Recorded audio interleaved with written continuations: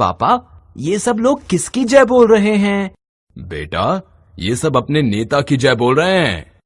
पर ये नेताजी की जय क्यों बोल रहे हैं? बेटा, नेताजी चुनाव जीतने पर मंत्री बनेंगे तथा जनता के काम करवाएंगे। लोग उन्हें पसंद करते हैं, इसीलिए उन्हें अपना नेता मानते हैं। हाँ पापा, मैं समझ गया।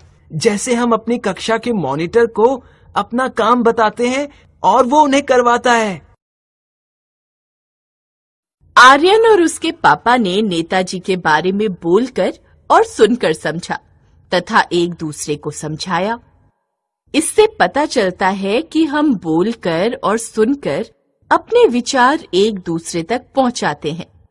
अरे, पहले उधर चलकर देखते हैं कि विनीता इतनी खुश क्यों है और वो अपनी मम्मी को क्या दिखा रही है। मम्मी, देखो, मैंने भाषण लिखा।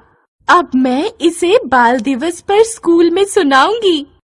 लाओ, पढ़कर देखती हूँ क्या लिखा है। वाह, बहुत अच्छा लिखा है। तुम्हें जरूर इनाम मिलेगा। चलो, विनीता और उसकी मम्मी की बातों से हमें कुछ नई बातें भी पता चल गईं।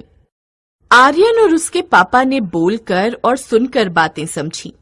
विनीता ने लिखकर अपने विचार बताए। उसकी मम्मी ने पढ़कर समझा। इस प्रकार हम कैसे कैसे विचारों का आदान प्रदान कर सकते हैं, बोलकर, सुनकर, लिखकर, पढ़कर। विचारों के आदान प्रदान के इन साधनों को भाषा कहते हैं। अर्थात भाषा वह साधन है जिसके द्वारा हम अपने विचारों को दूसरों तक पहुंचा सकते हैं और दूसरों के विचारों को समझ सकते हैं। आप सब सोच रहे होंगे कि बोलना और सुनना भी भाषा है और लिखना और पढ़ना भी, तो दोनों में क्या फर्क है? इसी आधार पर भाषा के अलग अलग रूप बनते हैं, मौखिक भाषा और लिखित भाषा।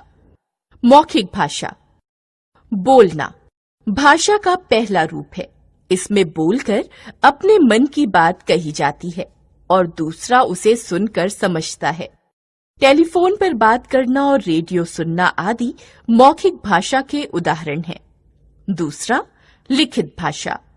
लिखना भाषा का दूसरा रूप है। इसमें लिखकर अपने मन की बात दूसरों तक पहुंचाई जाती है और दूसरा उसे पढ़कर समझता है। पुस्तक और समाचार पत्र आदि लिखित भाषा के उदाहरण हैं। बच्चों, भाषा के बारे में तो आप सब जान चुके हो। आज मैं तुम्हें नई बात सिखाता हूँ। ये सिक्के देखो। सर, ये क्या है?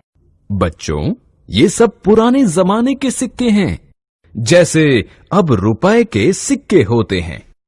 सर, इन पर क्या लिखा है? हमें तो कुछ समझ नहीं आ रहा। समझाता हूं। अब तुम सब अपनी अपनी जगह बैठ जाओ। इन सिक्कों पर उस समय की भाषा में लिखा गया है, जैसे आजकल हिंदी और अंग्रेजी में लिखा होता है। मैं समझ गई, जैसे दूसरे देशों के नोटों पर वहां की भाषा में लिखा होता है। शाबाश, शाबाश पायल। पर सब अलग अलग ढंग से क्यों लिखते हैं? हर भाषा को लिखने का एक ढंग होता है।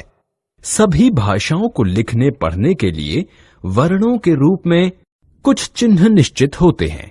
इन्हीं चिन्हों के द्वारा हम अपनी बात लिखकर प्रकट करते हैं।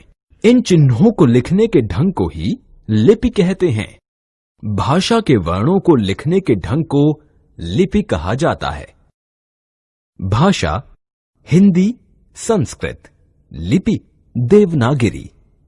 भाषा मराठी, लिपि देवनागरी। भाषा पंजाबी, लिपि गुरुमुखी। भाषा अंग्रेजी, लिपि रोमन। भाषा उर्दू, लिपि फारसी। अंकल, मेरे को 20 रुपए की लड्डू दे दो। देता हूँ, पर तुम ऐसे गलत ढंग से क्यों बोल रही हो? पर मैं तो सही बोला। रीना, ये सही कह रहे हैं। तुमने अशुद्ध तरीके से बोला। तुम्हें बोलना चाहिए था, मुझे 20 रुपए के लड्डू दे दो। तुम्हारी ही तरह बहुत सारे लोग अशुद्ध भाषा बोलते हैं। व्याकरण का ज्ञान न होने के कारण। व्याकरण क्या होता है? समझाती हूँ। खाना बनाना हो या चित्रकारी करनी हो, प्रत्येक कार्य को करने के कुछ नियम होते हैं। ठीक उसी प्रकार किसी भी भाषा को शुद्ध रूप में बोलने, पढ़ने और लिखने के लिए कुछ नियम हैं। इन नियमों का ज्ञान देने वाला शास्त्र ही व्याकरण कहलाता है। व्याकरण वह शास्त्र है जो भाषा के शुद्ध रूप का ज्ञान कराता है। मेरे को तेरे घर आने का है। हम बाजार जा रहा हूँ। उपर्युक्त दोनों वाक्यों में भाव भले ही समझ में आ रहा हो, परंतु वाक्य व्याकरण के अनुसार ठीक नहीं है, इसलिए ये दोनों वाक्य गलत हैं। पहले वाक्य में मेरे को तेरे घर आने का है गलत वाक्य है। इसके स्थान पर मुझे आपके घर आना है शुद्ध वाक्य होगा। इसी प्रकार हम बाजार जा रहा हूँ अशुद्ध वाक्य है। इसके स्थान पर यह शुद्ध वाक्य होना चाहिए, मैं बाजार जा रहा हूँ। कोई वाक्य शुद्ध है या अशुद्ध, इसकी जानकारी हमें व्याकरण के नियमों से होती है। व्याकरण हमें भाषा को शुद्ध बोलने व लिखने के नियम सिखाता है। शब्दों की रचना, वाक्यों की शुद्धता, शब्दों का निश्चित स्थान आदि की जानकारियां हमें व्याकरण से ही प्राप्त होती हैं। हमने सीखा, अपने विचारों और भावों को दूसरों तक पहुंचाना व दूसरों के भावों को ग्रहण करना भाषा है। भाषा के 2 रूप होते हैं, मौखिक रूप, लिखित रूप। लिखने के ढंग को लिपि कहते हैं। व्याकरण भाषा के शुद्ध रूप का ज्ञान कराता है।